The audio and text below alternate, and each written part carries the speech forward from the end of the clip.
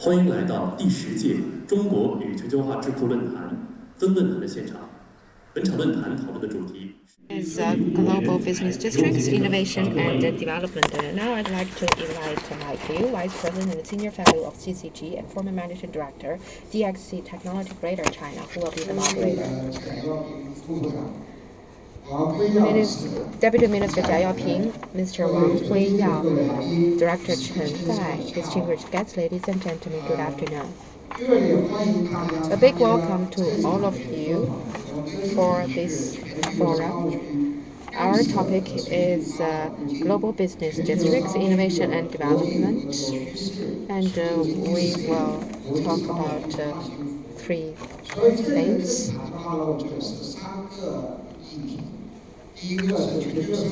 First, the green and sustainable development path for global business districts and experience sharing. Second, international exchanges and cooperation on global business districts, and we will share the new concepts and innovative practices. And third, the innovative services and inclusive digital innovative development and best practices for global business districts. So today we are very pleased to have with us Deputy Minister JIANG, Director CHEN, and President Huiyao of the CCG. And we also have Mr. Derek Lam, Economic Counselor of Embassy of Islands in China.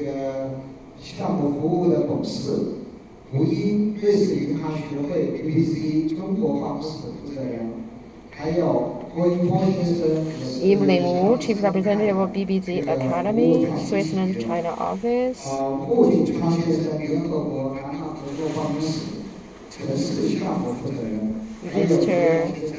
And also Julia Solodova, Project Development Manager, Paris, France. Yinbo, CCG Senior Council Member, Derek Lambie, etc. And we have Mr. Wang Xiaomi, Vice Chairman of the Chinese Association of Chinese Science and Technology in Switzerland.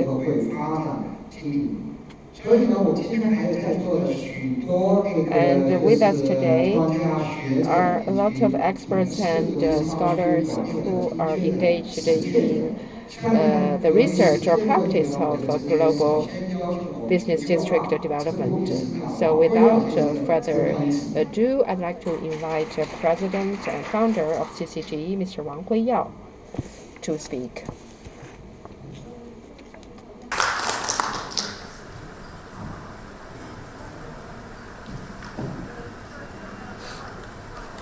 Thank you. Also, we have so many friends from international participants of the conference. Thank you very much. Deputy Minister Yaoping, Director Chen Dai, representatives from the embassies, economic counselor, and business representatives, and dear panelists, thank you very much for coming to this panel. We also have friends from the political, business, the diplomatic, science and technology, and the media organizations. Good afternoon to you all. We are very honored to host the 10th China and Globalization Forum in Beijing. I can see the presence of former Sri Lankan representative in London, the ambassador. I saw you coming into the room. Thank you for coming. So we have about over 300 participants, and half of them are from other parts of the world. So under this forum, we have this panel about global business districts. So indeed, this is an eye-catching forum. It will be live broadcast, and we will also promote our forum globally and internationally. Global business districts are developing very well, and CBD is also an internationally leading district. So we want to increase our international cooperation. That's why we will also listen to the insights from Vice Minister Jiang and Director CHEN. As a CBD, I think in terms of intelligence and digitalization, they have a lot to do to work on. And also on green development and sustainable development, they can also do a better job. And in transportation and energy efficiency and business ecosystem, the CBD can also do a lot. And third, I think they should be more inclusive and diversified. Another important topic about CBD is that we need to look at how to make transboundary innovation between different sectors. And globalization and internationalization are also very important. And CCG is one of the top 500 think tanks, so we would be very happy to introduce our CBD's best experiences. And I can recognize the Turkey Business Counselor, who is also here with us. Thank you for your attention. Thank you for being here with us. So we need to look at how to help the CBD to go global. I think that will attract more international attention and engagement. I think in the future, is it possible for us to build a global CBD forum? It will be based in Beijing. So in the future, this will be a Beijing CBD forum, a China CBD forum, and a global CBD forum too. So the top 500 and the Chinese top 500 and all international organizations in Beijing, and over 180 diplomatic missions in Beijing, and over 28 international organizations representatives office in Beijing can all be gathered to share insights. I think that will be very important for China's CBD and for global development. So I think the CBD have a big role to play in international development, cooperation, and innovation. And I think that will be a much interesting topic. And also together with the diplomatic envoys and former ambassadors and diplomats, the CBD in Chaoyang is also the CBD in China and also a CBD of the world. And today we are having this forum in the CBD too, so we are very honored. So now we are organizing this panel on CBD, on global business district. I hope by doing so we can get more support for CBD development, and I'm looking forward to listening to your insights. Thank you again for your participation. Thank you. Thank you very much, President Wang Huiyao, for your comprehensive introduction. And now I'd like to give the floor to former Vice Minister Yaoping of Ministry of Commerce, who will talk about the innovative services of CBD from the digital perspective.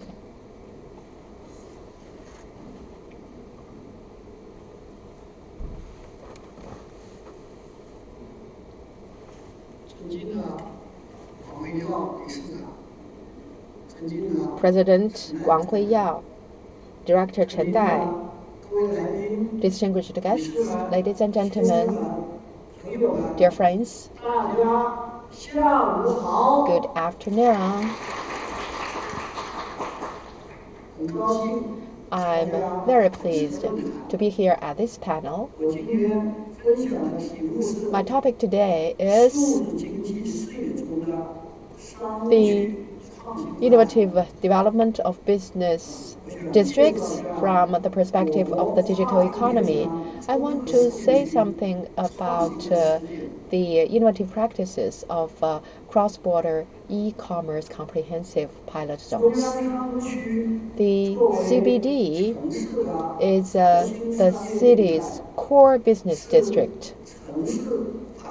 It represents the vitality and business of a city. It also promotes the sustainable prosperity of a city. It is an important engine for the city's prosperity. However, when the digital economy is growing from strength to strength, a new form of business district, that is the digital business district, is rising.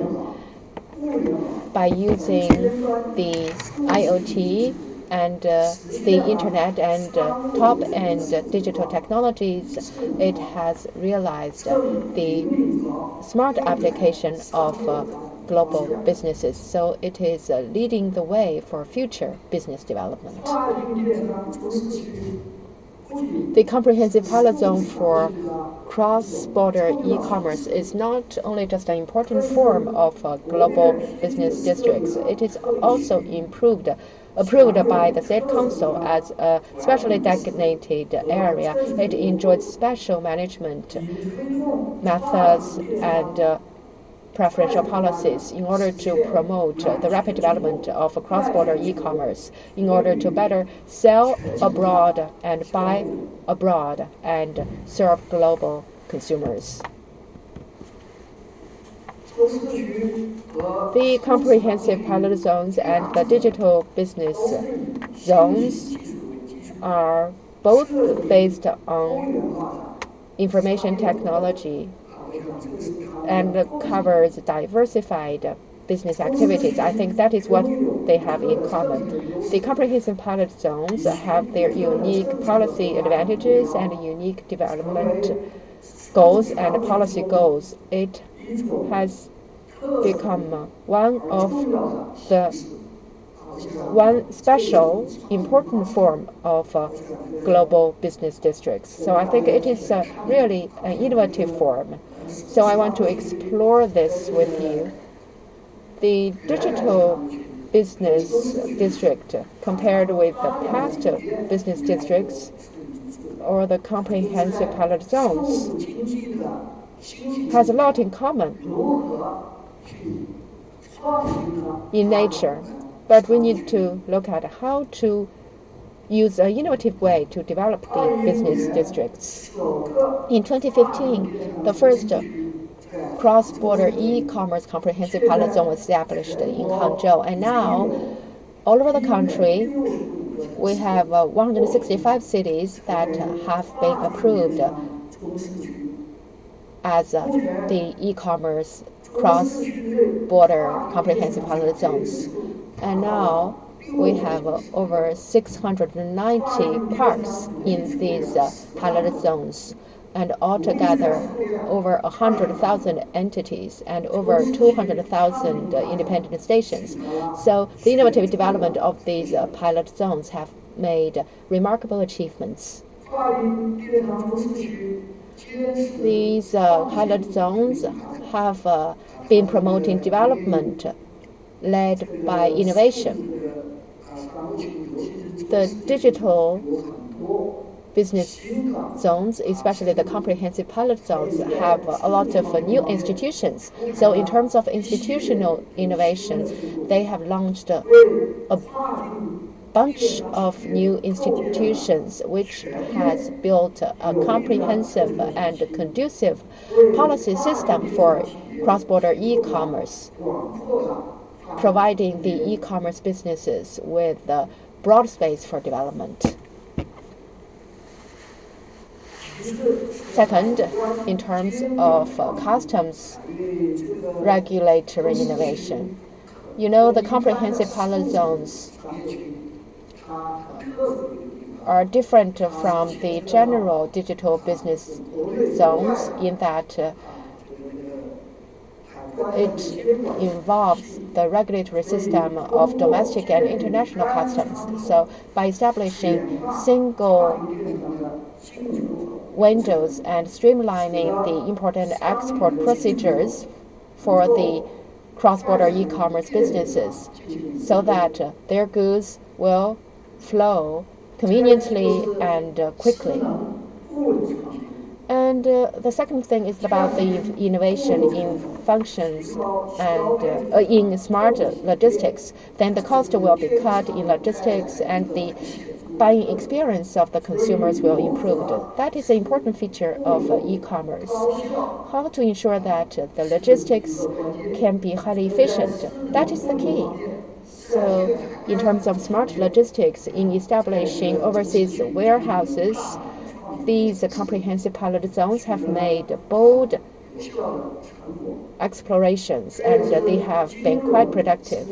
In terms of financial payment innovation, that has provided convenient and secure payment solutions for the cross-border e-commerce businesses. And another thing is the digital innovation. Through big data and AI and other technologies, the transactions have become more accurate, and the user experience has been improved. And more importantly is the innovation in import model. So those distant products are accessible to the people who can buy them at their doorstep. So this model has not only enriched the scope of things that the consumers can buy, that has also greatly promoted the prosperity of international trade. Last year, the cross-border e-commerce import-export reached over $2.38 trillion, up by 15%. Our cross-border e-commerce partners has covered the whole world, so that China has become the most complete chain for cross-border e-commerce.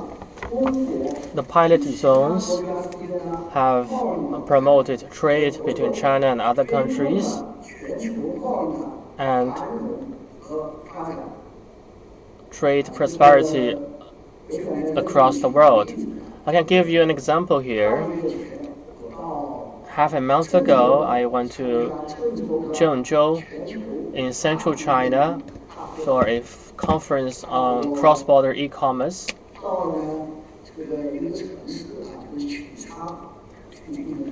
I also went to a nearby city, Xuchang.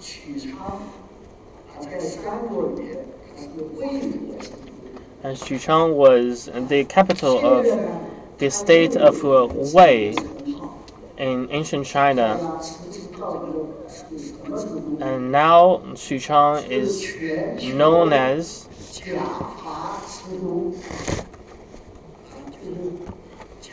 the city of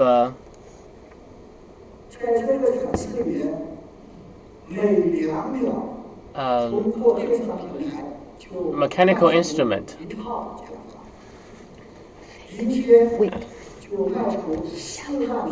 And one day it can sell as many as 40,000 such instruments. And 6 out of the 10 sold worldwide come from Xuchang.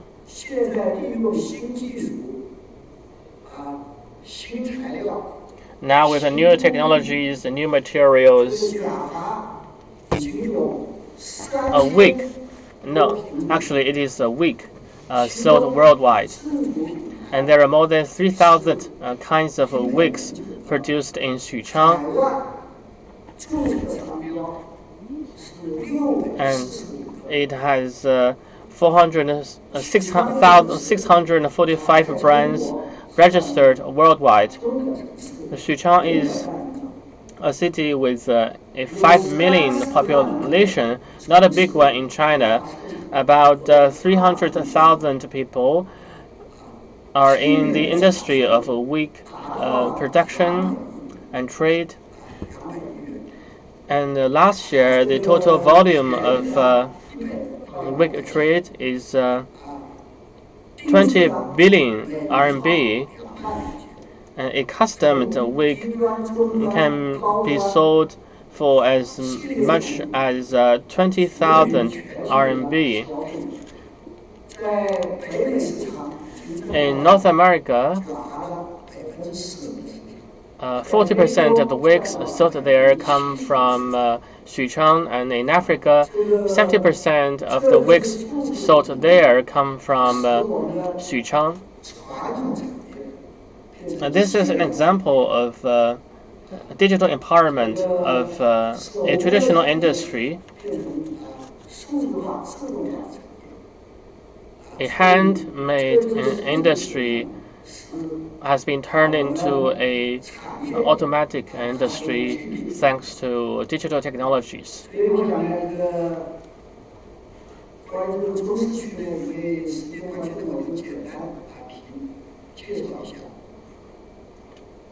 So this is my presentation on the comprehensive pilot zones for e-commerce. And next, I want to offer my policy suggestions on improving the comprehensive pilot zones. First, innovation. For commerce zones, digital commerce zones, there's one thing in common, and that is innovation must come first to promote industrial development. Innovation is the primary source of power. In the digital era, we must use digital technologies to transform digital business districts and business districts in general. Second, there must be an improved regulatory model. Third, there must be a well-improved logistics network. Number 4, participation in the making of international rules. 5th, talent development. And lastly, exchanges and cooperation with countries all around the world. Ladies and gentlemen, we are in the era of digital. We're in the digital era, an era of opportunities and challenges. Digital commerce zones have come in the best of times. Let us be open to pursue win-win cooperation, to bring about prosperity in the digital business districts, and inject new impetus to the world economy. In closing, I wish the conference a complete success, and I wish all the guests good health and every success. Thank you. Thank you, Vice Minister Jiang, for the informative presentation. I believe Mr. Jiang's presentation can offer a lot of food for thought. Now I invite Chen Dai to speak. Madame Chen is from the CBD Management Committee of Beijing. Vice Minister Jiang, Madame Miao Lu, ladies and gentlemen, good afternoon. I'm very honored to be invited by CCG to meet you, diplomats from embassies in Beijing, and representatives from international organizations, as well as delegates from business districts all around the world. I want to thank all of you for your long-standing support to Beijing, to the Chaoyang district, and to the Central Business District. We are gathered here to share different perspectives on the development of business districts. This is a valuable opportunity for me. I want to give you an overview of what we are doing at the CBD. CBD has been running for more than 30 years.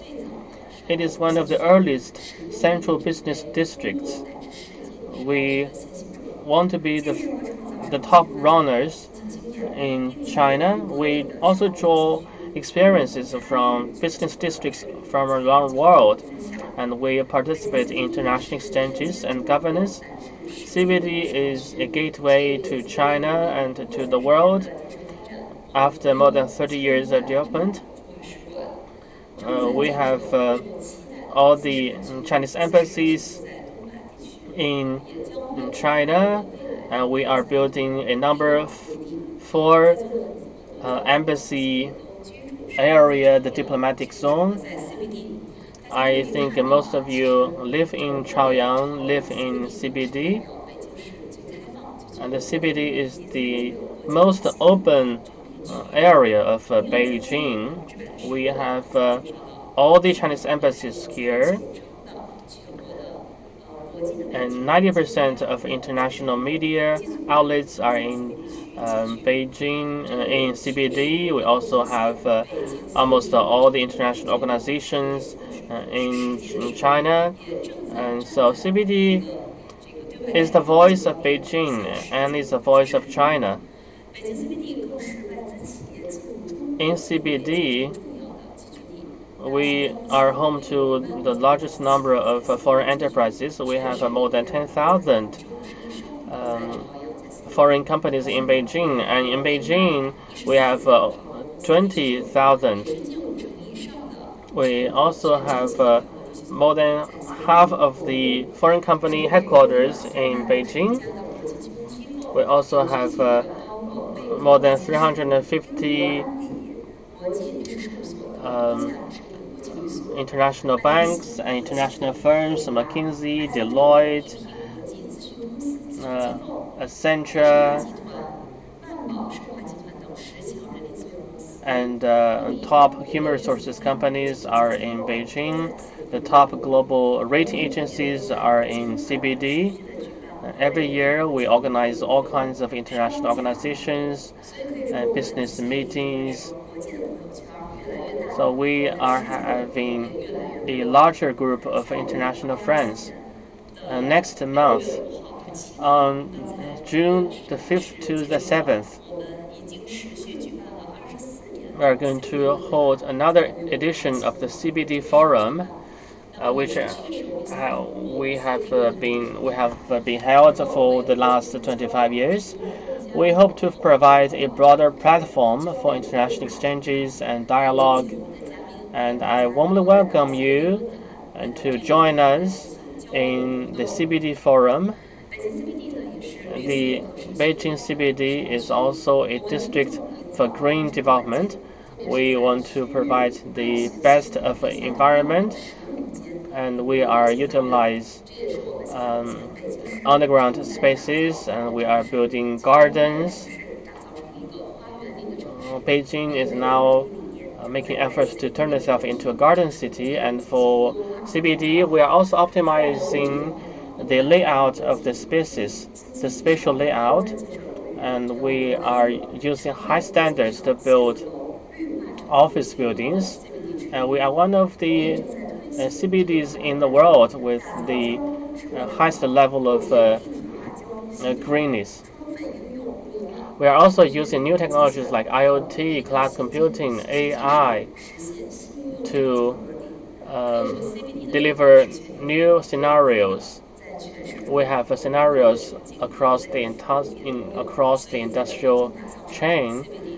So CBD has unique advantage in building new scenarios. CBD also has a large pool of talents. The CBD has been running for more than 30 years. We have built a wealth of knowledge and experience in running business districts.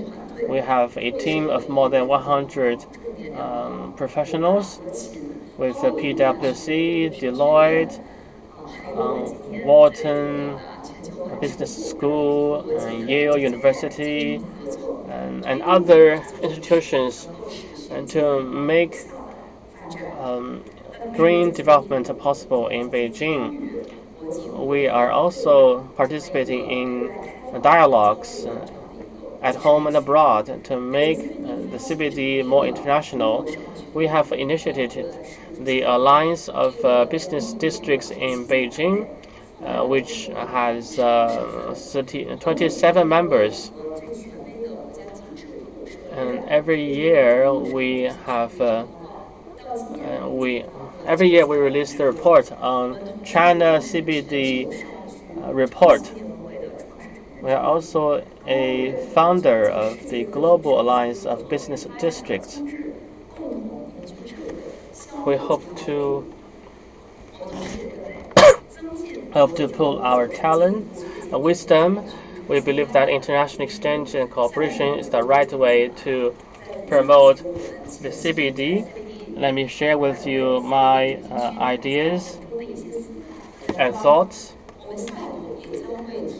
Going forward, we will take a more open approach to development. Last year, the Party Secretary of Beijing, Ying set the goal to improve the international area of financial industries. So we are improving the ecology of the financial services, and we are building international streets. We are accelerating the business zone with a value of 100 billion RMB. In Beijing, there are two such zones. One is Wangfujing Street. The second one is CBD and Sanlitun. We are attracting new brands from around the world to encourage high level of consumption. More importantly, we are building the best of a business environment. In Beijing, Shanghai, Guangzhou, Shenzhen, the Middle East, and Singapore, we have offices to attract global businesses. We're also building such offices in Germany and France.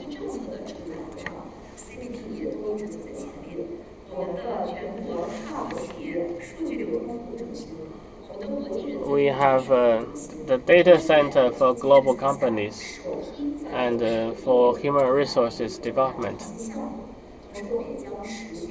We are going to provide better services for companies and talents. We hope that we can build and maintain a platform for dialogue and exchanges between global business districts. And this year we are bid for the chair of the International Alliance. We hope to improve our international reputation and profile. We hope to build a stable architecture. And in France, we are going to build a liaison office and to provide more predictable and consistent services for members and prospective members. And this year, we are going to attract more members for the International Alliance. In the future, we will also develop a lot of promotional products to share information in our business activities so that it will become a convenient tool for recruiting new members. And in Asia, America, and Africa, we will organize a lot of platform activities, and especially the members of our alliances can also organize colorful events in order to provide a platform of exchanges for mutual benefit with potential members. And we will also lead the members to come to each other's CBD to learn from each other's best practices and advanced experiences, and to make up for the lack of land and talent, so that personnel cooperation will not only be among the CBDs, but also among all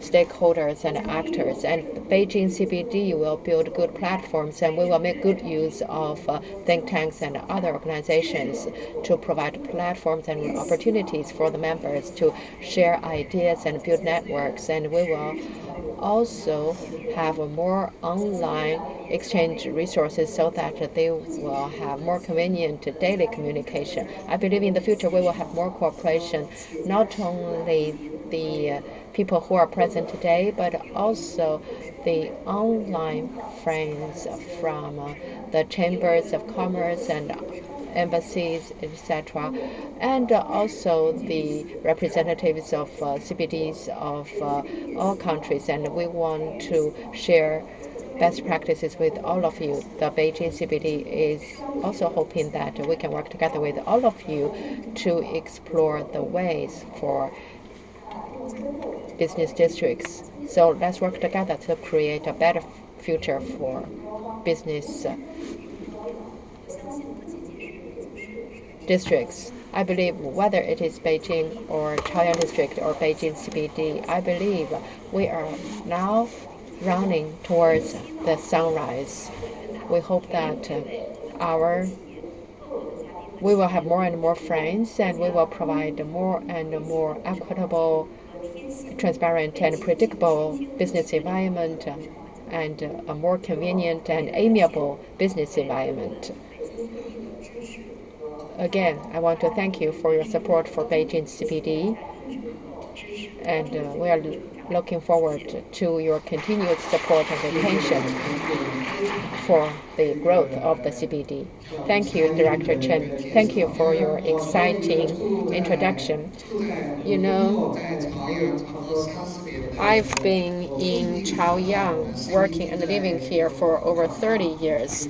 I have not only seen the rapid growth of CBD thanks to the support of all colleagues, and with the introduction of Madam Chen, I think we have really seen that CBD is not just Beijing CBD, but also China CBD and the world CBD. It is the most common, most dynamic and internationalized CBD. It is a hub of information and cultural exchanges. So we will have a bright future, definitely. And now I think we will invite the panelists. David Blair, first one, who is also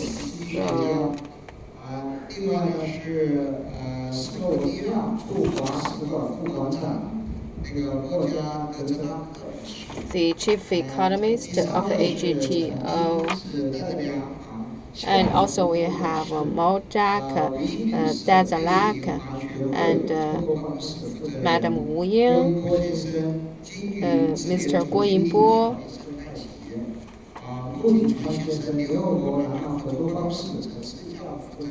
Mr. Mu Jingchuan, UN South-South Cooperation Office.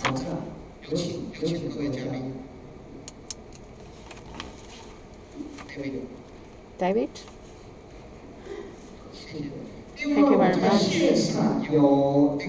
Online with us, we also have 4 guests. We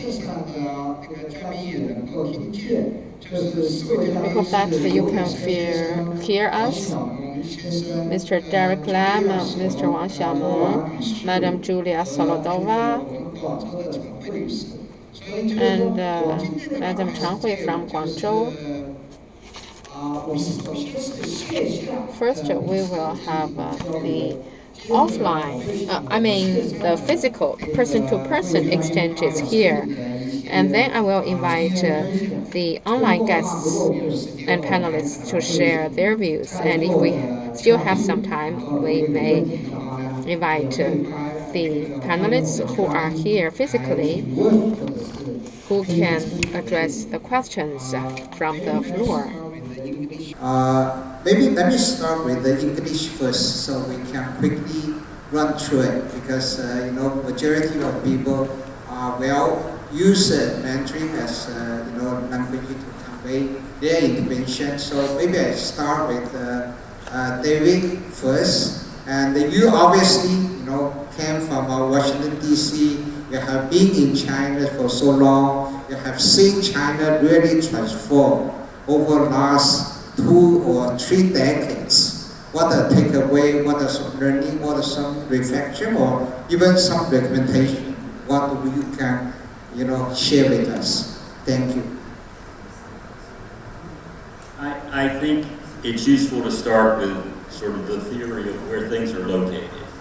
I think one thing we've learned is that David Ricardo, the idea that we just use sort of natural comparative advantage and that can determine where things are located is absolutely wrong.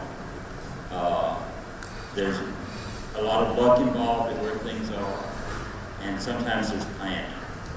I think it's quite hard to build up a specialty district, but it's quite easy to kill it. So let me talk about some examples. I mean, sort of the prototypical example of a cluster is Silicon Valley. Why did it, certainly in the 1950s, maybe even more recently, it was mostly farmland. And nobody thought it was of much value. I went to school in Southern California in the 70s, and nobody thought much about Silicon Valley at the time. LA was the place to be. Yeah, well, there's starting to be some stuff there. But a lot of it was just luck. David Packard lived there. You look at Seattle, why is Boeing in Seattle? It's because Boeing's factories from there. And why is Microsoft in Seattle? It's because Bill Gates was there. And it's very little to do with anything else. But the cities and the places, they had to be business friendly enough, and they had to make it, and it had to be a place that attracted enough other people to make those businesses possible. If you look at China, Shenzhen is an amazing place. It's got a combination of technology and manufacturing capability, which I think that cluster, really it's not just one cluster, it's kind of hundreds of different clusters, are amazing. I mean, it's probably unique in the world. Maybe parts of Japan used to be like that. So, and in Beijing, it's amazing how you have different, if you look at most of the, say, the venture capitalists in China, but most of the companies they invest in are in IBM. And one time I asked an investment banker, why is your office here? It's in the International Financial Center, and all your investment is in IBM. He said, IBM's too expensive. Can't do that. So it's amazing how little details affect things. My wife has a company that's involved in the AI industry, and her office is just outside of Tsinghua, Southgate. She would love to live there. She would love to come to JIANG, where it's cheaper and much more business friendly, according to her. She can't do it because the labor won't move. Essentially, they won't be within walking distance of Yinbo. So all those little details go together, and it's very hard to predict how to build a successful place. Just closing, there's one more thing I want to say. There are not high-tech clusters, but there are lots of clusters being built up around China in small towns and villages. Several years ago, I visited one I can't remember the name of it, but it's in Hebei province, about 2 hours south of Beijing. And they produce fishing rods. And they sell them online, sell them on Taobao. And the whole village has become rich. There are maybe 10 or so fishing rod companies there. There's no comparative advantage reason for them to be there. It's just one company started building fishing rods. They built up expertise, and somebody else started building fishing rods. And the suppliers are there now, and so they built up this capability. And it was totally unpredictable. but it's transformed lives. I mean, they told me that 10 years before I was visiting, no one in the village owned a car. The place was full of Mercedes-Benz and BMWs when I was visiting. So this question, I think this question of how you create a successful cluster is a fantastically interesting question, but we don't really know how to do it. Maybe what you just brought is a very interesting question. Is like how to build personality for a place organically. You know, you don't have to get all the plans, but you follow the ideas. Let the innovation fly rather than put like a school teacher or professors put all the homework and maybe the things doesn't develop in the way you want it, right? Thank you so much. That's a very good observation, and maybe if I have time, we will come back to this topic. Next one, I want to invite Miss Mojca. How do I spell this right? I forget. Mojca is right? Okay. All right. Deputy Head of Mission, Embassy of Slovenia to China. Yeah, floor is yours.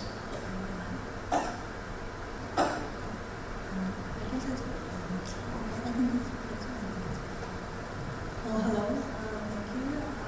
Thank you for inviting us, for hosting us. Well, let me limit myself with a few words of the Slovenian business environment, if you agree. And let me start with Slovenia as a boutique country, maybe not to say small, but maybe a boutique country. There's this idea that says that a country that has access to sea is never small. Although we are a 2 million inhabited country. There are a few of us, let's say, in the world. It was in Singapore that I heard this idea that what they're dealing with is how to stay relevant.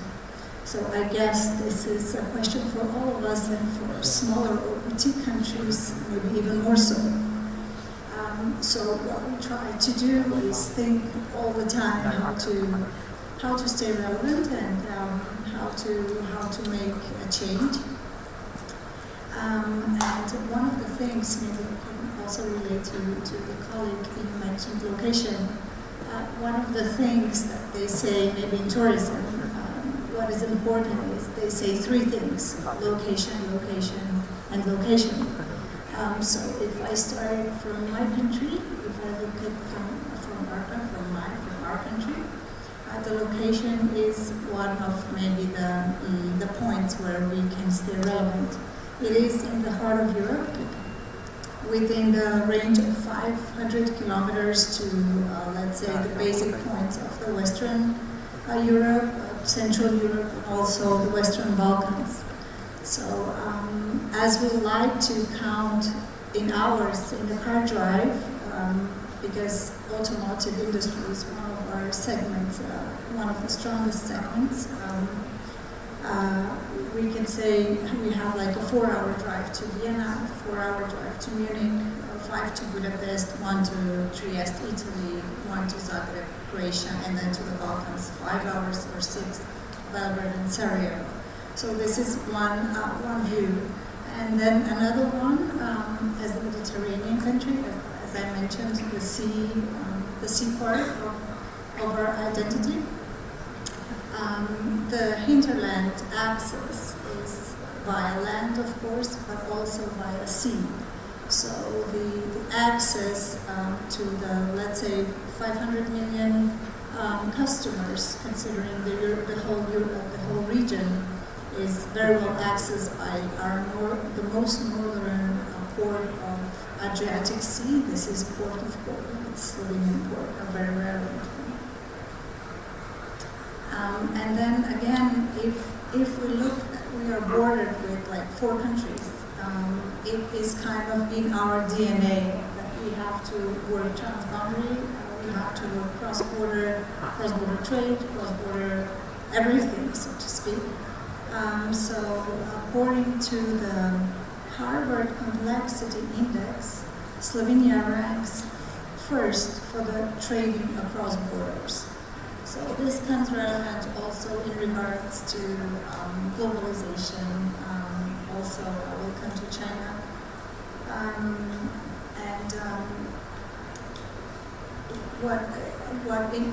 From the business perspective, again, it is very much export oriented. Again, we have to go across the borders. Sectors have to be very competitive, very diversified, and very niche as well regarding the size or the boutiqueness. We have to think niche. So within all the sectors, niche is one of the categories that we are also always looking at. And maybe I can go through 3 dimensions of our economy. That would be industrial sector, coming up to 30% of the GDP. That would focus on automotive, logistic, distribution, and so forth. And then agriculture, 2%. Agriculture is a very big part of our tradition, very similar to China. So agriculture has a strong point in Slovenia, although it comes up to good 2% of GDP. And then the tertiary sector, services, the strongest one, up to almost 60%, in information, communication, financial, and tourism here is maybe the strongest point. And here in tourism, maybe we come to this niche area again, and that would probably be sustainability, because Slovenia is a country, half of the country is actually forested, so half of the area. So greenery is one of those niche areas, definitely for us. And from here, we also developed many environmental technologies for water management, for waste management, sustainable solutions, all of those things which are very, very high ranked now in China as well, all around the world, especially here. And maybe if you allow me to touch upon some of those indexes for the sustainability, it would be sustainability plus tourism kind of combined together. It would list one of the safest countries, one of the most sustainable countries globally as well. Safety would be 9th in ranking. Nature conservation 4th. Proportion of key biodiversity areas would be 11th. 7th greenest country in the world, and the 9th most sustainable.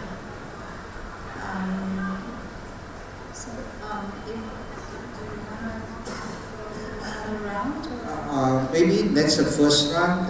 You all have your information. I look at what you just shared that have been excellent. You know, the few key takeaway, if I can may draw from what your invention is: safety, sustainability, green, tourism. To me, it's like how to make a place livable, being liked by the human, and people enjoy walking here, right? I look at it. This is also very relevant to what David was saying, building the personality for the place. To me, it's like as you elaborate the DNA being global. That's something we really need to how to adapt those ideas in the maybe future plans, not only in Beijing but in China, maybe in other parts of the world. I think that sharing is good. Maybe let me come back to you if we have more time, and if you have a further observation or documentation. Yeah, happy to. Yeah, thank you so much. Maybe I switch to my Mandarin channel, not for now. And then, if we have more time, we'll come back for a second. Thank you so much for wonderful sharing. Thank you. I now switch to Chinese. David and Mojca spoke very well.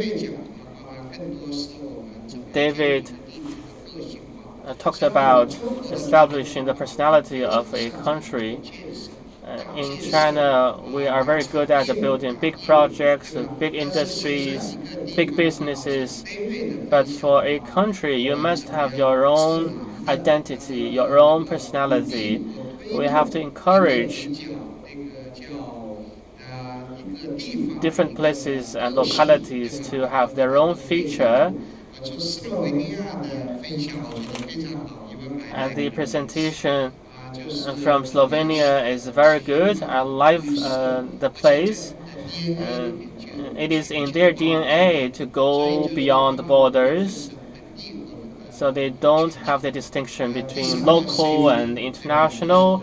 And she also talked about safety in the country. Those are very good points that Beijing and other places can learn from in planning our cities and our business districts.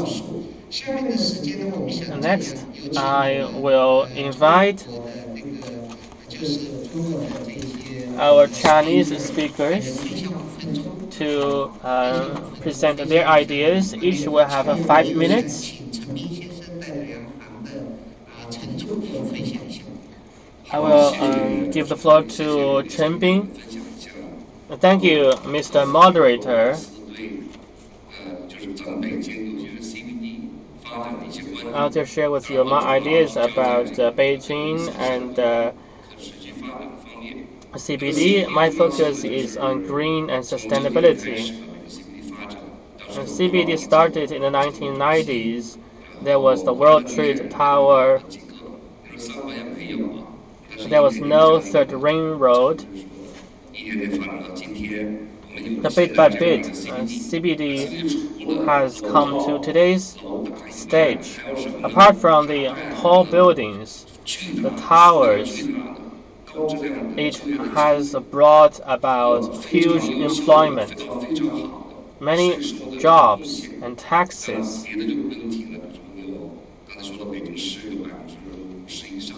More than 50% of the foreign companies are in CBD, and all the embassies are in CBD. This is unique.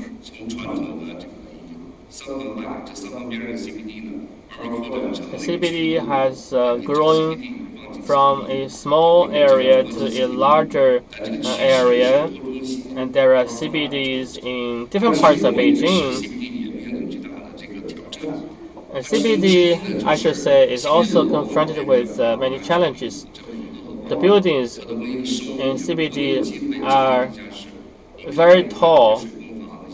Actually, the buildings are like living microorganisms. If you go on the ground, if you go to see the palms, if you do not do the maintenance, the buildings cannot work.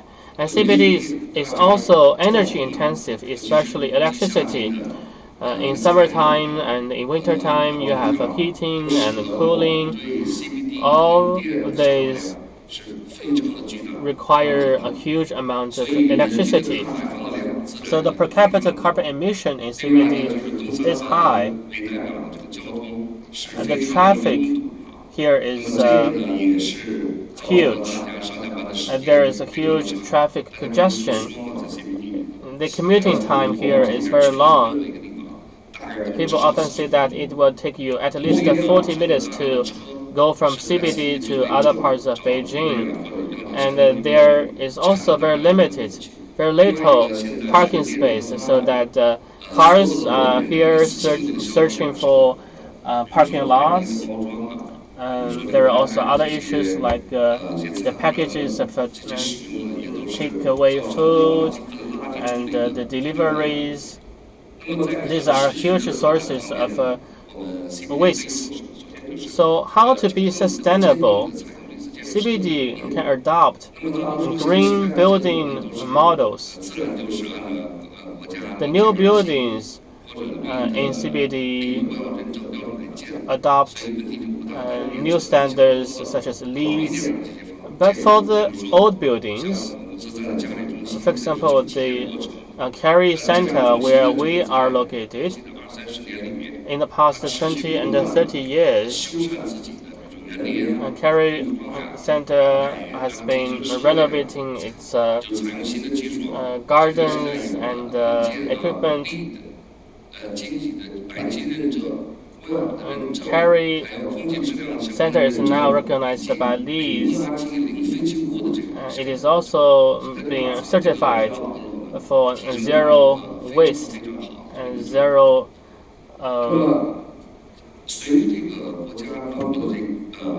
emission. China is now has a cash for clunkers policy, so there is a great opportunity for all the buildings to upgrade themselves. Another thing is the transport. Transport system here needs to be improved. Because of traffic congestion, a lot of time is wasted on the road. So a smart and intelligent transport system is needed. At the national level, in Beijing, it takes 1 hour to go to Tianjin and Xiong'an. In all these areas, a lot more can be done. I also want to touch upon circular economy, by which I mean how can we reduce the use of plastics and how to treat garbage. One good example is Japan, where the garbage or the waste is treated and handled inside the building before they are transported out. I think that is a model that Beijing can adopt in the future. For example, the waste can be burned inside the building and the heat can be used to boil for cooling and heating purposes. So this is something that we can do in terms of circular economy.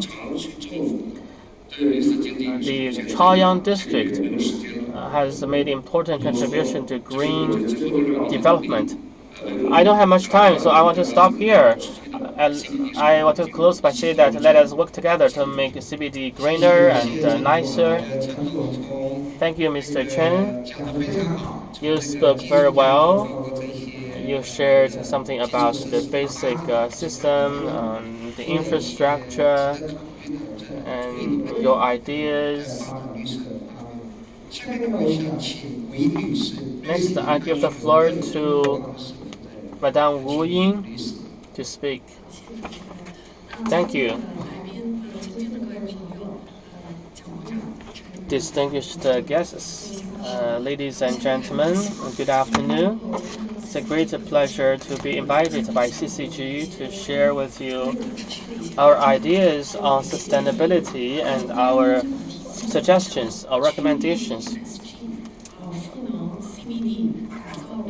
My topic is using ESG to empower CBD. I want to use 3 words. W means why. P means performance and problem. S means solution and suggestion. So WPS is what I want to share with you. Why do I want to bring this up? Today's forum is on globalization, environmental problems, inequality, global growth. All these challenges have caused headwinds to globalization. So that makes us think, what kind of breakthroughs can the traditional development models make, and how to find the way for sustainable development. ESG is about environment, social, and governance, short for these 3 words. That is the origin of this expression. So we want a high-quality development of CBD, so we use the ESG to empower the new development concept. So with this consensus, we also need to look at how ESG can contribute to sustainable development, especially the development of CBD. What are its advantages? I think mainly it is reflected in three aspects. First, in terms of urban governance system. Second, in the green development strategy of the management departments. And third, in the corporate development level. For example, the Development Reform Commission of Beijing issued an opinion about sustainable development. It is a consulting paper. So we can see that the regulators are making analysis. They have incorporated ESG. And I can also show you some numbers. By May, the A-share listed companies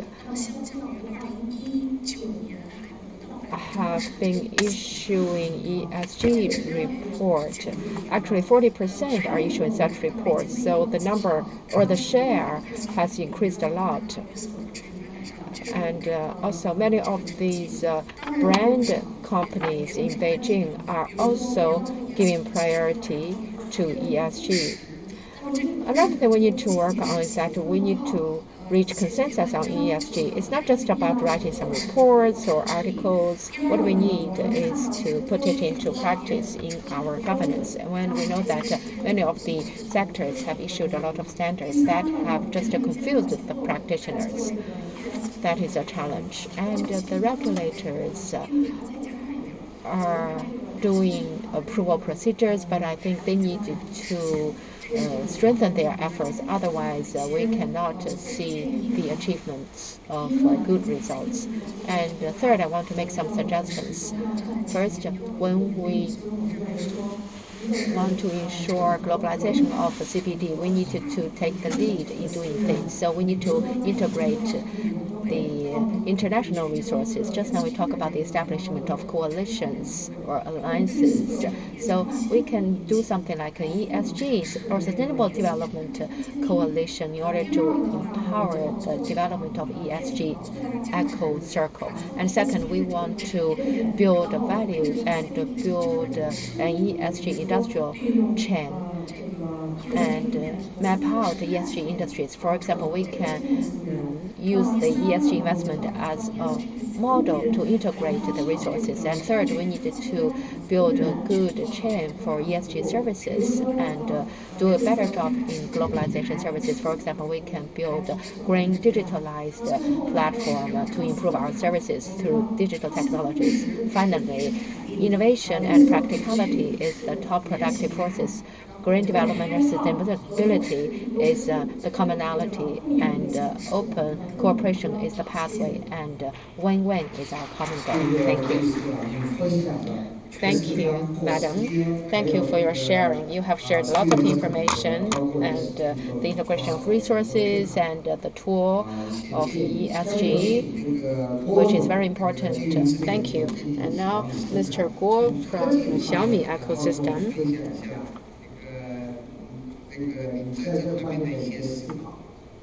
Could you please share your ideas with us? Thank you, Mr. Liu. Thank you for inviting us, a startup company, to participate in this important panel.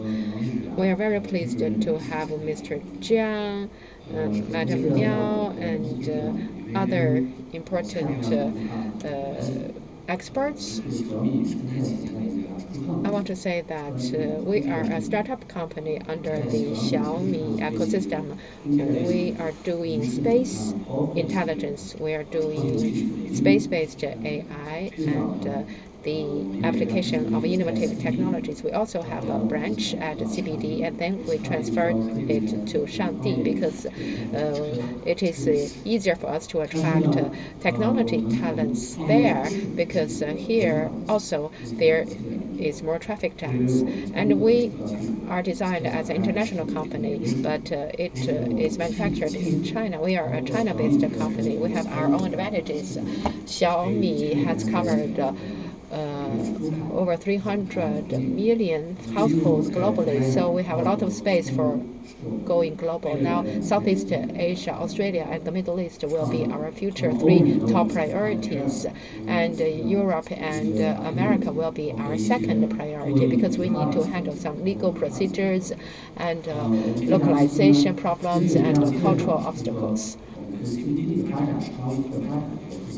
Actually, our development with the CBD is also closely connected. Talking about internationalization, when we talk about legal issues, cultural differences, etc., and also talent attraction. For example, we can use the CBD power. For example, just now, Mr. Chen said that they have the branches in Singapore and the Middle East. I think we need the support of the CBD when we go global. And just recently, we met with the Malaysia government official in the CBD, and quite probably we will do some localized company in the second half of the year in Malaysia. So if we can get the support of the CBD for talent attraction, probably that will facilitate our presence in Malaysia. And second, in terms of space AI, we need to solve some problems. First, home intelligence. We know that home old age care, home smart services are important priorities.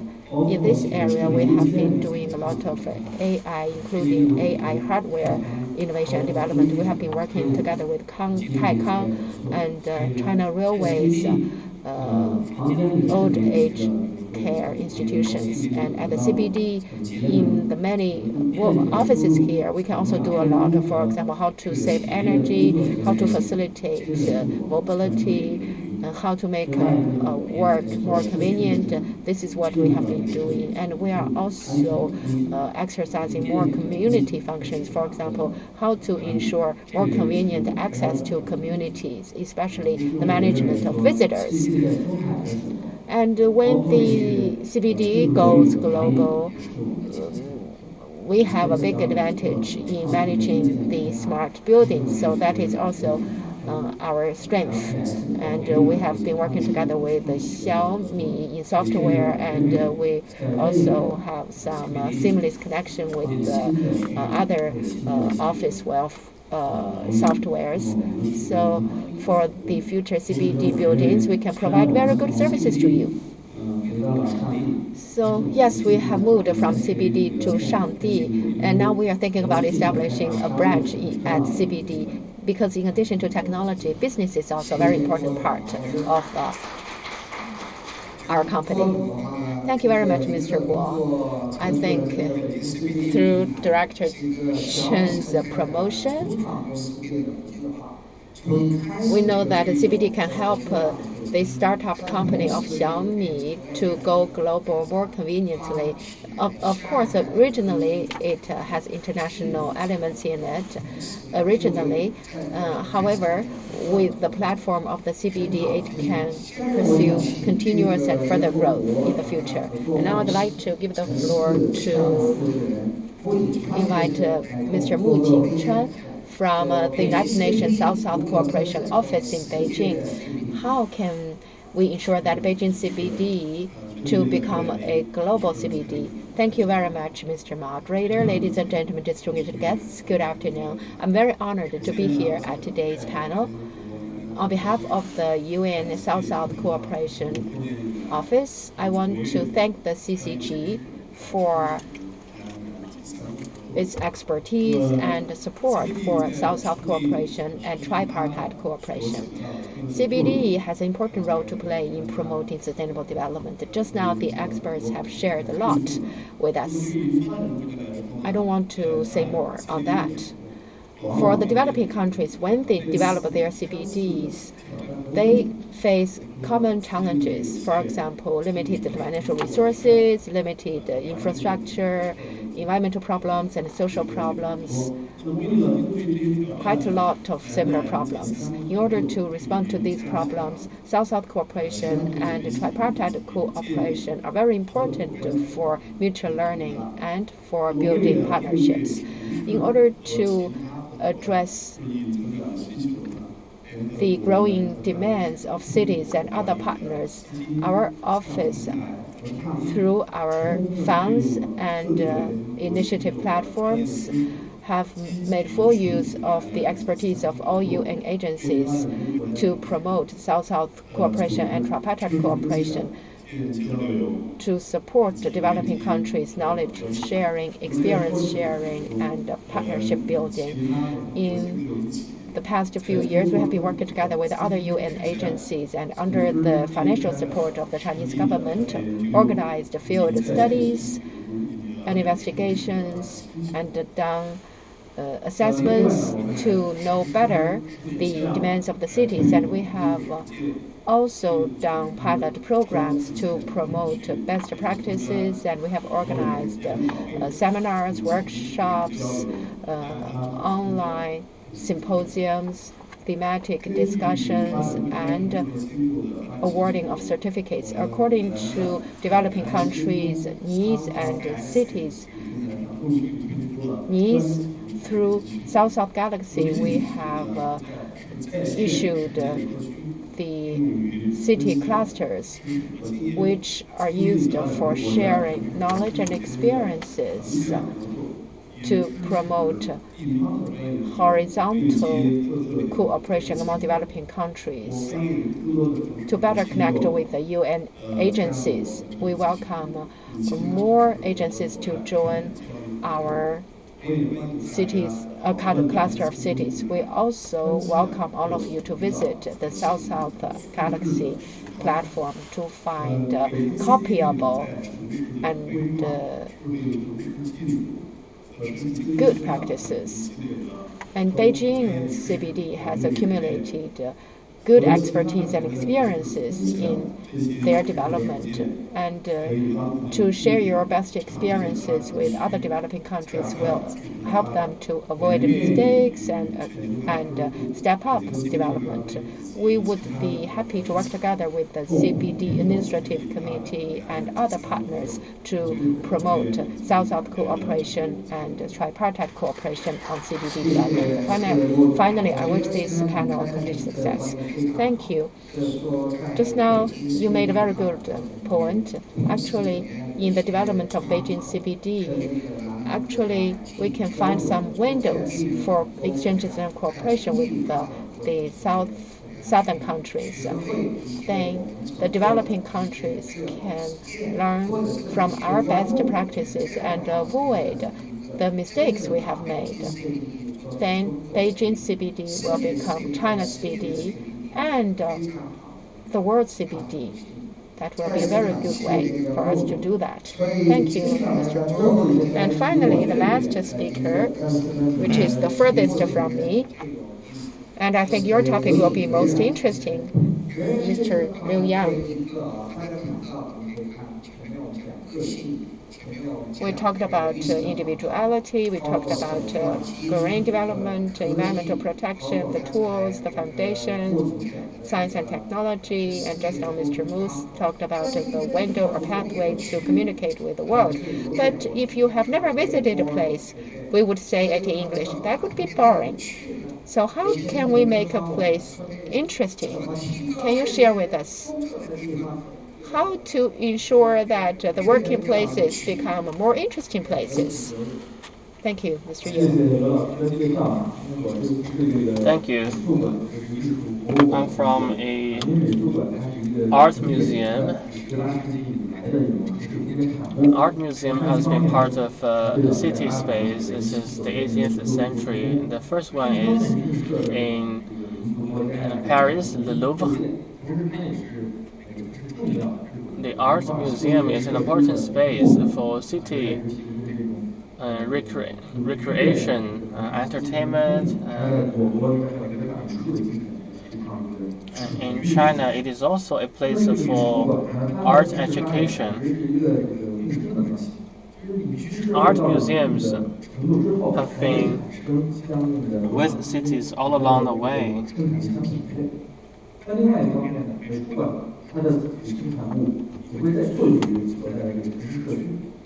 And art museums are in city communities, urban communities. In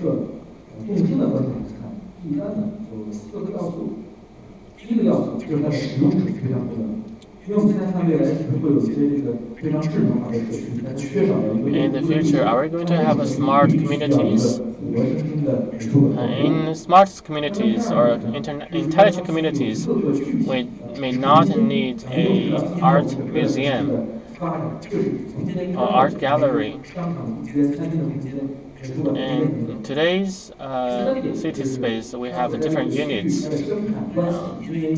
And in cities, we have a rich relationship between different units. And we also have a sense of community, a very strong sense of community.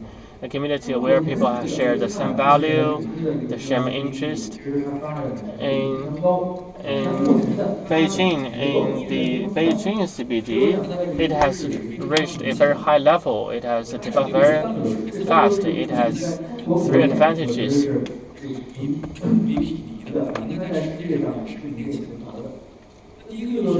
First, density.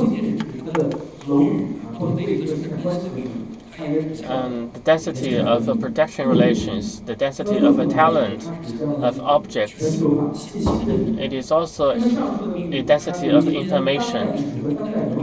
And such density are very important for arts.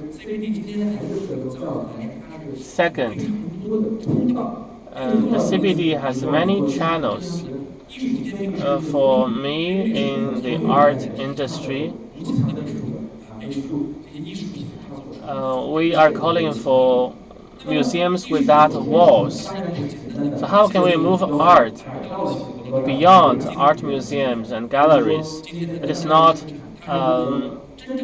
simply taking the art pieces outside the art museums. I think the CBD has such conditions. Third, in Wangjing, we also have a CBD. But the CBD here, in this CBD, it has a lot of art museums. For example, the Taikang Art Museum, and the Jinzhou Art Center, and the Jinzhi Art Museum, and the 798. And in Chaoyang, there's also the Academy, the Central Academy of Arts. And in Dongba, there's going to be the 4th diplomatic zone. Apart from exhibition, and there are three functions of art space. One is cultural, second is economic, and third is ideological. And this weekend, there are two important exhibitions in Chaoyang. One is SKB, the other is in the Agricultural Exhibition Museum. My first job is in the World Trade Tower. It is called the International Gallery Exhibition. All the resources and the density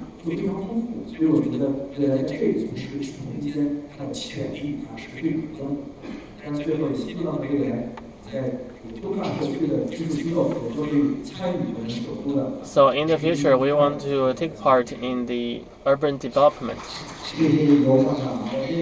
Thank you, Mr. Yu.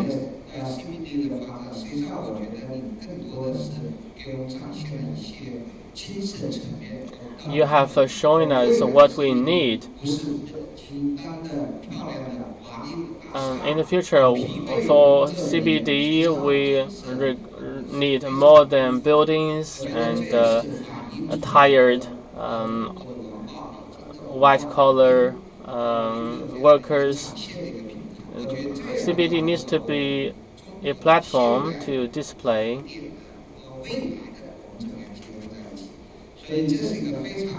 So this is a very good place. 但是你提到了，比如说博物馆，我现在想邀请我们现场的嘉宾呢，谈到博物馆，谈到艺术。We talk about museums and we talk about arts. We also have two speakers online. When we talk about museums, people will naturally think about France, Paris, and online we have Liu Kaishen, co-founder and president of the Sino-French Association for Sustainable Urban Development in France. So for the CBD in Beijing, what ideas do you have to share with us? Hello, 大家好，谢谢主持人。 Good afternoon. Thank you for the invitation. 我想跟广飞邀请这个艺术家 I want to thank Mr. Wang Huiyao and Miao Lu. Last year we met in Paris and we had a very good talk. For a city's urban development,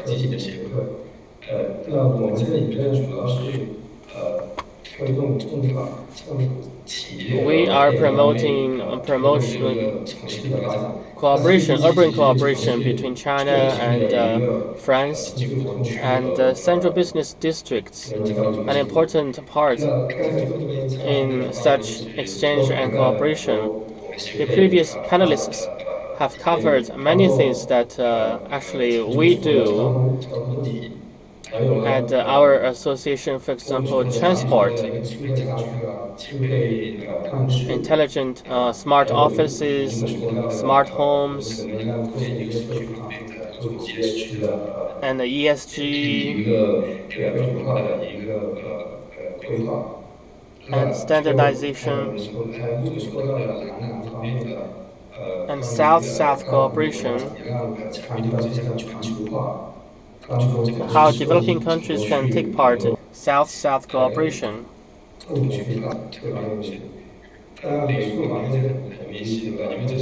For art museums, actually, this is a very interesting topic because this is what we do at the association for issues like density, channels, how to connect all the species, people, and objects.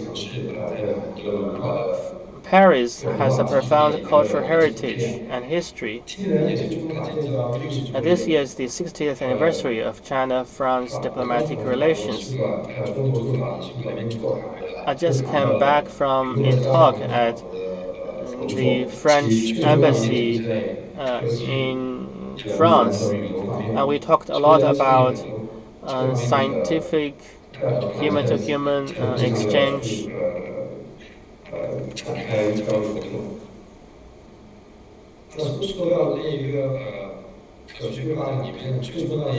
Coming back to sustainability, the climate is an important issue. Climate development is very important.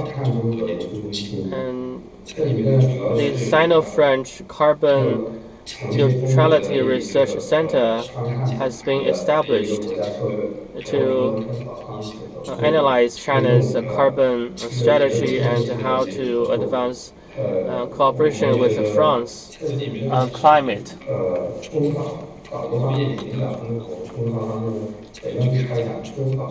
And France is also encouraging cooperation between China, France, and Africa.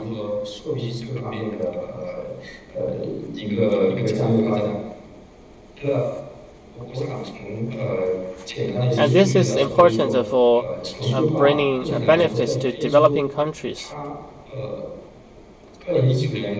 For Africa, the World Bank report in 2019 showed that urbanization rate in African countries is about 30%.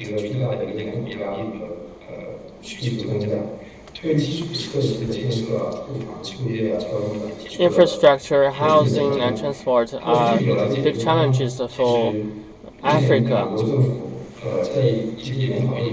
China and France, the two governments, are talking about model cooperation projects, for example, smart ecological cities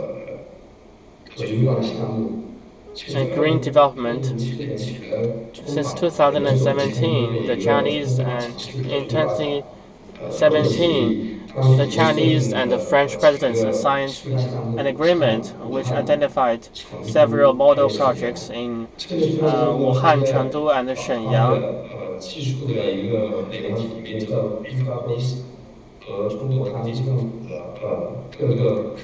These projects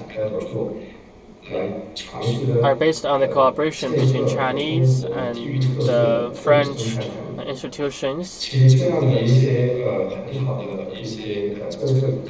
These policies are very important in terms of encouraging projects. And this is important for China, France, and Africa cooperation. In 2015, in Paris, there was the COP21. We received delegations from Africa. They welcome such agreements between China and France in terms of cooperation with Africa. We hope that China, France, and Africa can join hands to explore and build urban development models that can suit the conditions in Africa. And CBD can be part of this.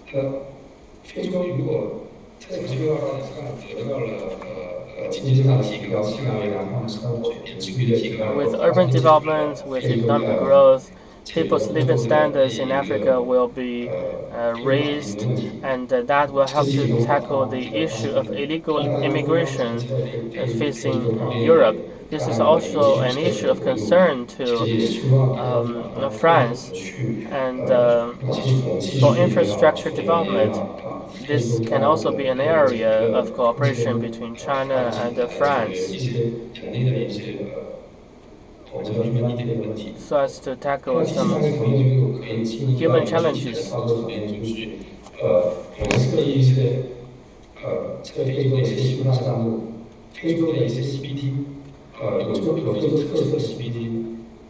We can have demonstration CBDs in Africa. Chinese, French institutions can participate in such CBDs in Africa in terms of technology. And both China and France have a lot of experience in this regard. So the two sides can work on this.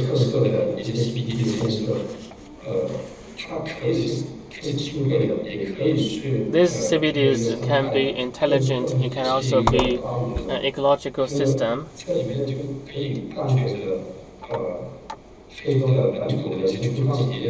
With African startups, the cities can grow as well. Same for France, for China, and for Africa. It will be win-win-win. That will be more beneficial for globalization, sustainability, and more stakeholders will get more benefit. So that is what I want to say about the China-France-Africa cooperation. Thank you, Mr. Liu. You are very comprehensive. Because of time, I think I want to say a big thank you to you because you are very early in the morning, only 4 o'clock in the morning. Thank you for being with us. And now I would like to invite Mr. Wang from Switzerland Science and Technology Association for Talents. Ladies and gentlemen, thank you very much for giving me this opportunity to be here at this panel. I have heard a lot of good insights. So we want to talk about the challenges of globalization and how CBD can help us to address these challenges. I have 2 points to share. First, under the current circumstances, just now Madam Wu talked about ESG. ESG should become a way to rebuild the trust between the East and the West and rebuild the trade routes. And second, CBD is the global trade hub. It can play a very important role in globalization. Let's talk about the challenges. I think we have covered a lot about challenges. For example, geopolitical conflicts, protectionism, climate change, public health, climate change, and extremism, etc. These are all big challenges, but I think we need to have this perception. Globalization is not our goal. It is actually a kind of result of economic and technological development. If it is a development issue, and if such development only benefits a small part of the people, but ignored or exclude the more general public in terms of economy, in terms of livelihood and incomes, and then such development will become unsustainable. So for long-term sustainable development issues, we can use ESG to help us to make the analysis and manage the problems. So ESG provides a good tool for the stakeholders to think about the interests and benefits.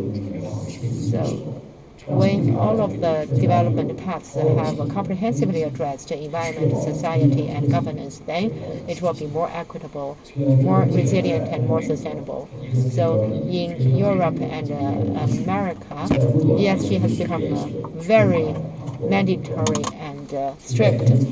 And in China, we also pay more and more attention to it. Globally, we have a lot in common on ESG, and we are all focused on long-term and more broad interests. So ESG should be a common bridge for the whole world. So we can use ESG to reconnect the global economy. So let's go back to CBD. CBD is the key infrastructure for global cooperation. It mobilizes resources, knowledge, and business resources. So it is the hub of economic innovation. So CBD as a cluster can enable the companies to share their ESG best practices and start businesses on ESG. So CBD as a cluster can help us to better cooperate on sustainable development. So from the perspective of CBD development, we talked about urban planning and green building. Actually, in city upgrading, CBD can help us to ensure that we have long-term global impacts through the consistent attention on ESG. CBD can take the lead in building high standards. So that is what I want to say. I don't want to go into details anymore. So in conclusion, ESG is an important icebreaker for reconnect the East and West through building better mutual trust. Second, we hope that we can make good use of CBD's role in promoting ESG so that all sides will achieve a balanced and prosperous future. Thank you very much. Thank you, Mr. Wang, for your sharing. I think these are very important suggestions. 非常重要的一些意见. So I'm not going to play back to maybe ask each the participant speaker to give one sentence to summarize your wish list. Maybe I will give the staff of our Chinese colleagues. Maybe you have maybe 1 minute to think of. Then I can take 1 minute. When you think about what you want to say, I want to ask what my colleagues have to say. So you guys have a bit more time to think of how you want to, conclude your speech. We know that in the audience, we have the wonderful listeners who have been quite patient with us for the whole day. We have seen the chief business counselor of Turkey in China. Of the Damir. So I know this also have been a long day. You have sitting, listening through all this presentation or intervention about new ideas or the personalities, how we can build. Can you share, from a Turkey's perspective or some best practice or learning what the things we can learn in order to make a Beijing CBD a truly global hub for innovation, for all this best practice. Thank you. Thank you very much, Mike. And thank you very much for all the participants. It was very interesting to listen to their views. And thanks again for giving me the floor to express my views. Most of the time, as a chief commercial counselor, I am invited to this sort of meetings to present what kind of investment opportunities Turkey provides to the potential investors. And in order to get some inspiration, I usually have a look to the webpage of World Investment Promotion Agencies. There are 143 members of that platform, which is comprised of investment promotion agencies. And interestingly, the main argument of each investment promotion agency to convince the potential investors to invest in their country is their geographical location. Just like my colleague has just mentioned, and without any exception, 143 of them. Starting from the northern pole, Norway, Sweden, and all the way to the south, to Australia, and my beloved country, Turkey, is same in that sense.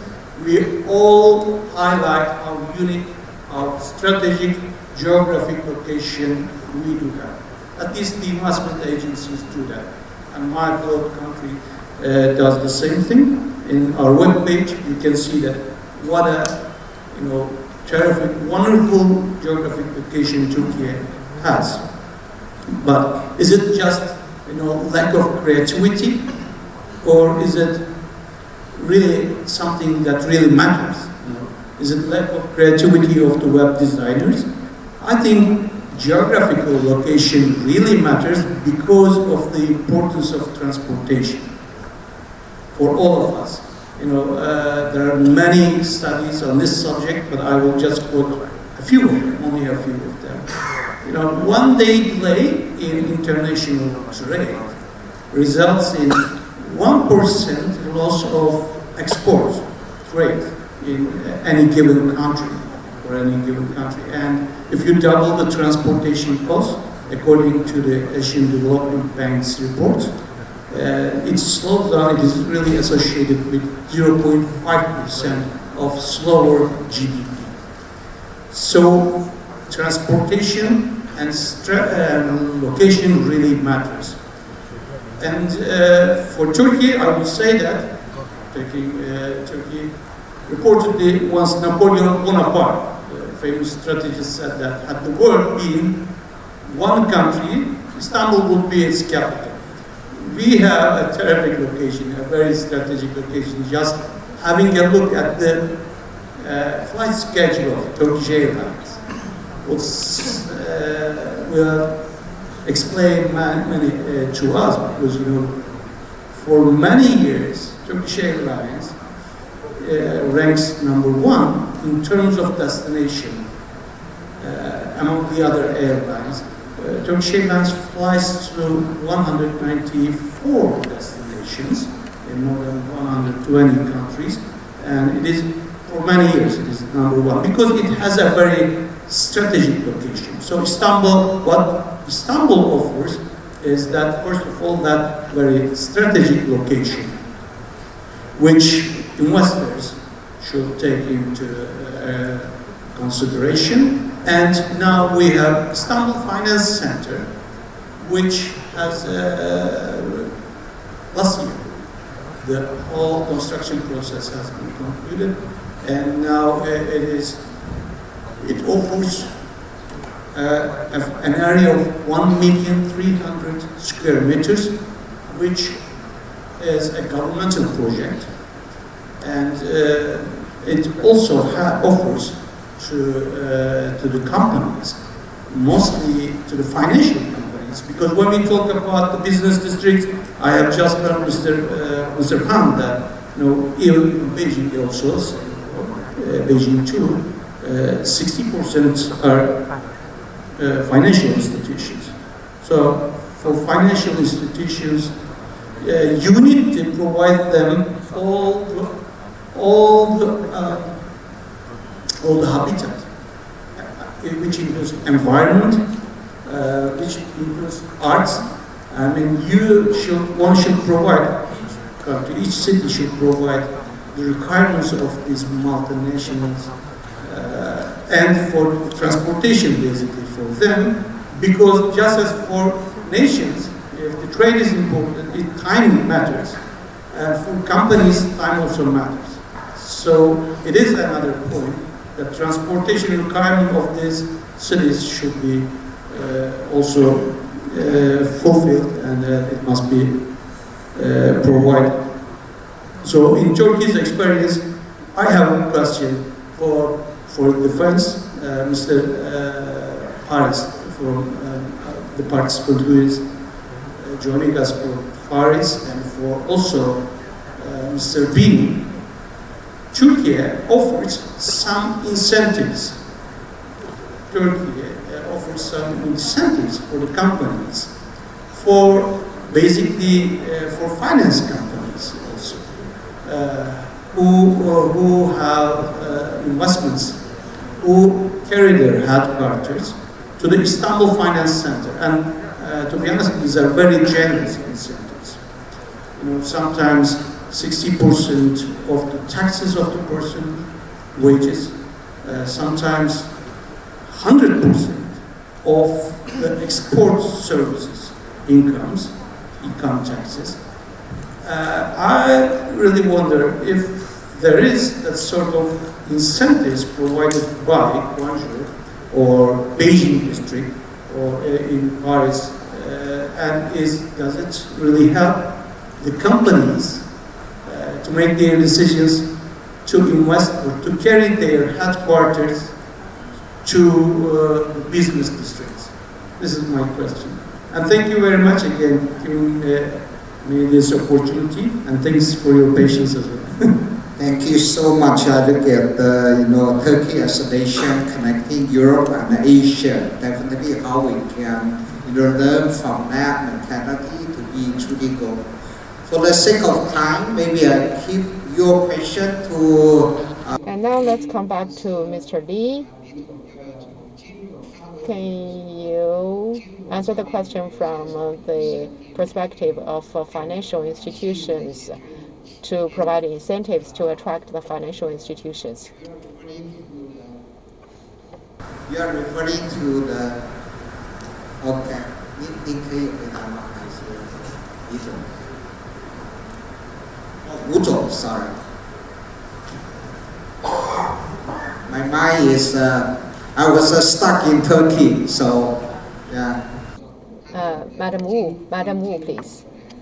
Can you say something about the incentives for financial institutions, how to attract the financial businesses to come to CBD?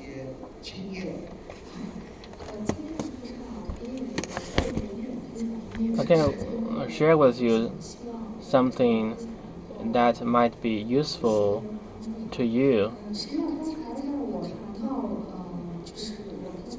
In my presentation, I talked about financial services. When it comes to ESG, in Western countries, ESG was first as a way of investment or investment strategy. ESG was used to encourage companies to do sustainability management and attract businesses to improve their quality. So this is how ESG came about in the early days. When it comes to CBD, we hope to build an environment where financial institutions can use ESG to make better investment.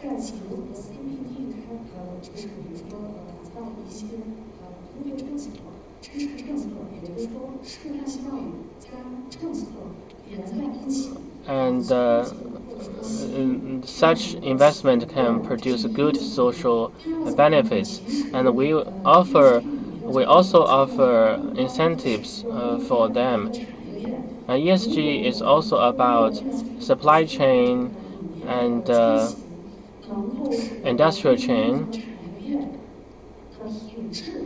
We hope that ESG can help to improve the quality of industrial and supply chains. And China green development is a strategy.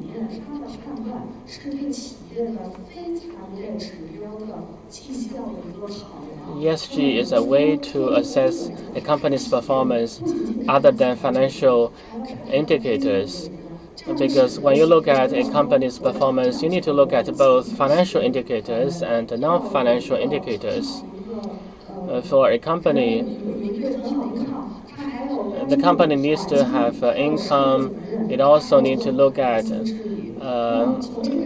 corporate governance and the environment.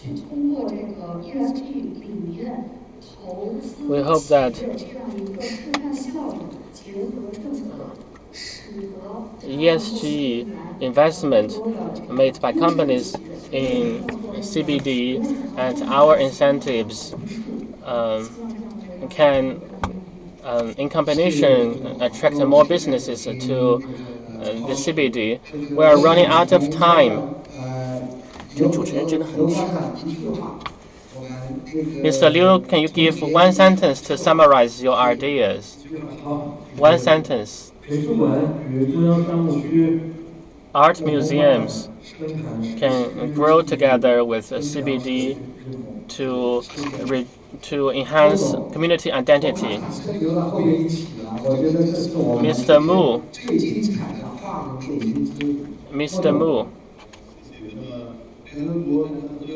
the UN South-South Cooperation Office is a new office. We have partners in each of the member countries of the United Nations. And each of the member country has a mission in New York.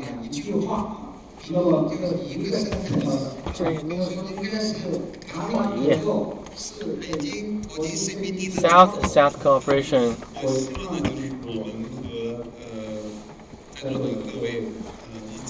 We hope we can work together to promote equality and win-win cooperation. Mr. Guo, we hope to use innovation and artificial intelligence to promote sustainability in CBD. Ms. Wu want to shape a sustainable future. I hope the Beijing CBD will have a brighter future and evolve into a role model. Thank you so much, Wuxi. One sentence. As I promised. Yes, I wanted to actually save the best for the last, so thank you for this. I wanted to maybe conclude also thanking CCG for cooperating with us with the last visit that we just recently had with Her Excellency Deputy Prime Minister and Foreign Minister Tanya Fayon here in Beijing. And she was accompanied by 71 businessmen. So regarding building bridges that we just spoke about throughout this session, and maybe concluding with building bridges regarding arts, business, environment, and all that finally brings us to people and to all kinds of cooperation, and probably in the combination of all that, the success lies. So thank you very much. Thank you. Building the bridges and the build the bridges, right? Thank you. Two quick warnings. One is, one thing that can make a place very uninnovative is extraordinarily high housing prices. We've seen that in cities all around the world. You can't have starving artists if you don't have garrets. And the second is, beware too much reliance on finance, because they drive up the prices so high that nobody else can survive in the city. That's a very economical perspective. Thank you. Thank you so much. Thank you so much. Thank you for your insight and your contribution on how the CBD can evolve into the role model in both China and in the world. Thank you once again. I want to thank all the audiences, the participants. I want to thank Mr. Jiang, Madame Miao. We'll take a group photo. I hope that in 20 years' time, we can see what we can accomplish. We'll take a group photo.